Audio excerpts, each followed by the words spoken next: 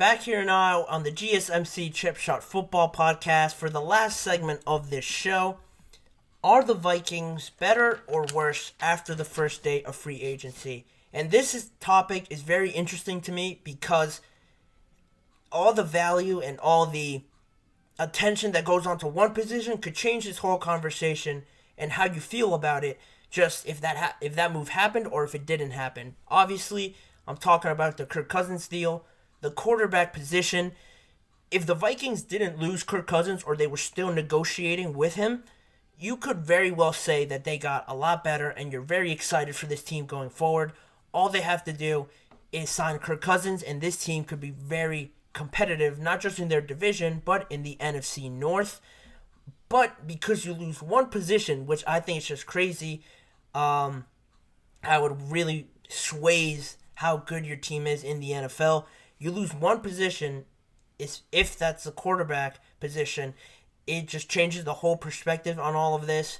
Now the Vikings sit in a weird spot where they don't have that franchise A-tier quarterback in Kirk Cousins where they could really compete in this NFC North. Nobody's really giving them a chance now, and late yesterday or early this morning, they signed Sam Darnold. Wherever you are, depending on your time, is why I say that. They signed Sam Darnold to a one-year deal, and is that going to be their starting quarterback? You know, if you say Sam Darnold is your starting quarterback heading to next year, a lot of heads are going to go down. A lot of morals are going to be very low because Sam Darnold, number 3 overall pick, hasn't really done much in his career, quite honestly, to garner any sort of excitement around him. He played in 10 games last season for the 49ers, threw 2 touchdowns and had 1 interception, and hasn't been, the guy, the number 1 starter on a team since 2022 with the Panthers. And the last game he started was this past regular season with the Rams. In the last game of the regular season, where they sat out a bunch of guys, he had a start. But before then, it never came since 2022. So how's he going to look if he is the starter for the Minnesota Vikings? Of course, they could still trade up in the draft. That's a question I guess I'll start it off with. Does this mean they're the number 1 contender to draft a quarterback now, trade up and do that because they don't have any confidence in Sam Darnold? That's going to be an interesting storyline to see develop. I'm sure they're going to be asked about it any chance that they get, wherever Kevin O'Connell is. And I'm sure they're going to ask him about Sam Darnold in that. But do they need now to go try and draft a young quarterback, a J.J. McCarthy? Maybe not trade up too far, trade up to number 8 where the Falcons don't need one. If you could work out a deal with them, could J.J. McCarthy or Drake May be in your range where you'll pull the plug and just draft one of them? That would be an interesting scenario. Definitely would cost you less than to try and draft one of the top 3 guys, but that's one scenario. Leading into the other scenario where do you feel like you have to do that now because, you don't know how Justin Jefferson is going to react, and everybody in Minnesota will do anything to get Justin Jefferson to sign a long-term deal with them. The money still has to be worked out. Are the Vikings willing and are they able to pay the amount of money that Justin Jefferson is going to want to ask for? No information has come out on that topic, but that now turns into their number 1 priority. You have to know how Justin Jefferson is feeling.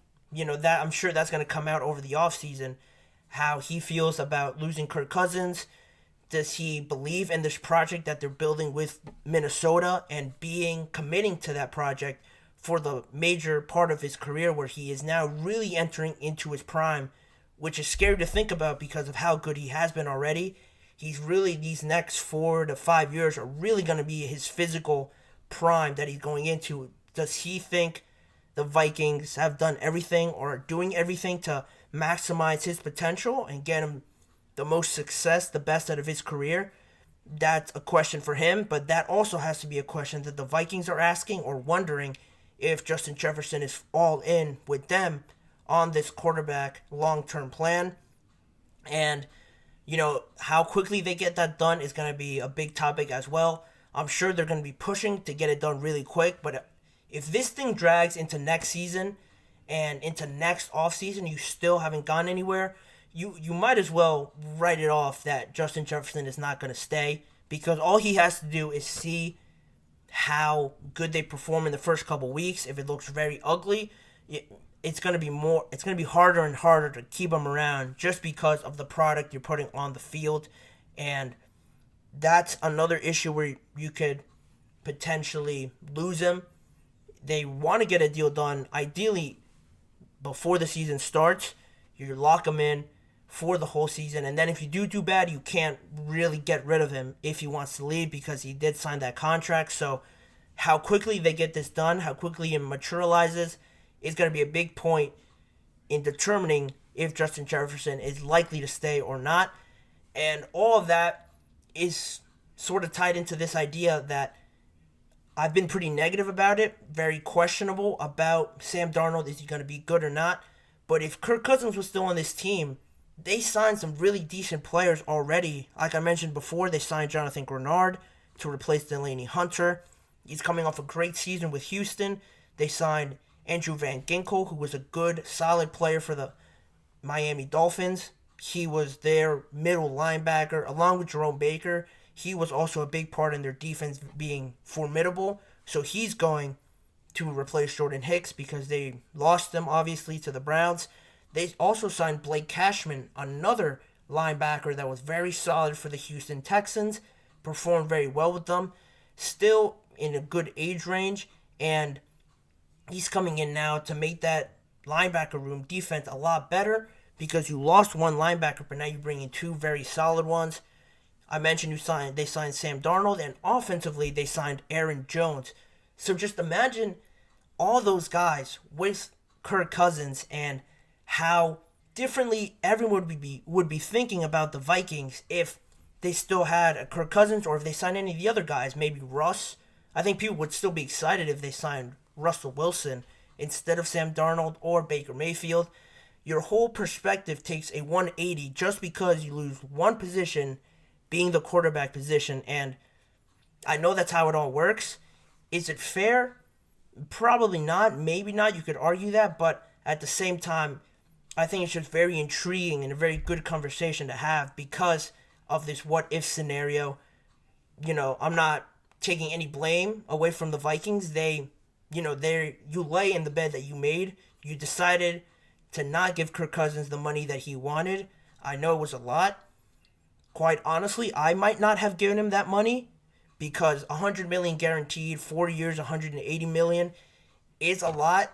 Quite honestly, for a guy that's only won one playoff game in the last, I don't know how many seasons, but I saw today that they were talking about it. He has one playoff win and over the last few seasons, and are you willing to give that sort of money to that guy who doesn't really perform to the level that he has been in the playoffs where it matters most? I saw Stephen A. say it somewhere. He has less playoff wins than Dak Prescott.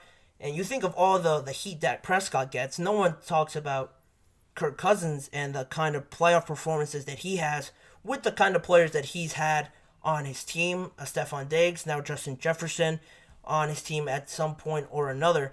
He's had some pretty good, formidable players to throw the ball to, good offenses and stuff like that. Stephon Diggs, another one. And the playoff success hasn't really been there. So there's that aspect of it from the Vikings side, justifying their decision. But, you put yourself in this position, not give Kirk Cousins the money. And because you waited so long, you were left without any of the other options. Wilson went to the Steelers. Baker re-signed. And now you're kind of looking at the Bears like, so Justin Fields, well, how are we feeling about him?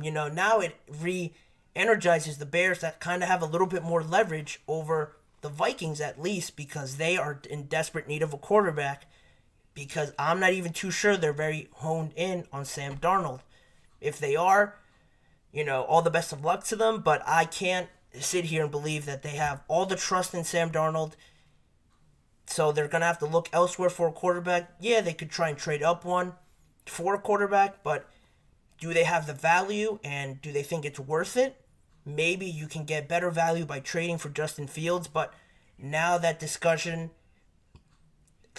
momentum now shifts over to the Bears a little bit more because, like I mentioned, you have a team that's desperate for a quarterback, whereas before it looked like the Bears were the foolish ones, and because they didn't trade Justin Fields right away, they're stuck now. But now you never know what's going to happen. The Minnesota Vikings are desperate. I think they're going to inquire about Justin Fields. I think they'd be silly not to. I don't think, working out a trade within the division would be smart for the Bears, But, the Vikings are desperate. Once they offer something, if it's something you can't refuse, regardless if they're in the division or not, if it's something very great, a lot higher than you would have ever thought you'd get for Justin Fields, I think you have to pull the plug regardless. Even if he turns out to be amazing with Justin Jefferson and that offense, Aaron Jones there now as well, I think the value that you could get if they surprise you by over offering, I think, a lot of people will take that deal. And it's a lot of what ifs, give and takes with the whole quarterback situation. And it's funny because you thought you'd get a bit more clarity now that all these guys are off the board. But in some ways, you have more questions now, new questions that pop off because of the scenarios that the Vikings are in now. They have a good team to win now and compete in the NFC North, but not having that quarterback could kill you. Just ask the Steelers, the Browns when they got into the playoffs, and any of the other teams. Jordan Love, good player, but inexperienced. It could cost you in the biggest of games. The Vikings know that, and it's going to be interesting to see where they take this team because I'll keep harping on it. They're a good team overall. Defensively, they got better. They might need a corner or secondary help here or there, but I truly believe they're in a win-now mode with this team because they got better. So what's going to happen with the quarterback position? That is going to be determined right now. I don't have the answer for you, obviously because I'm not involved, but also because I have run out of time in this episode. So that's going to do it for this one. As always, I want to give a huge thank you to everyone listening or who tuned in during the episode as well. Please remember to like, follow, and subscribe to the GSMC Chip Shot Football Podcast presented by the GSMC Sports Network. Make sure to also follow us on Facebook, Instagram, Twitter, and TikTok for more of not only this show's content, but all of the network's content as well outside of sports. If you want to see more of me, though, and more of this show, check out the GSMC Sports Network channel and the Podcast Network channel where I always post YouTube Shorts daily, the individual segment videos of the whole live show. If you missed one segment or want to rewatch one specific segment, you can go back on there and do that, as well as recorded entire live shows that you could go back and rewatch or tune into if you missed a whole episode. Every episode that I do live at 6:30 p.m. Eastern Time every day, so tune into that for more NFL and football conversations. I've been your host, Manny Maradiaga, as always. Thanking you guys for tuning in, and I will see you all tomorrow.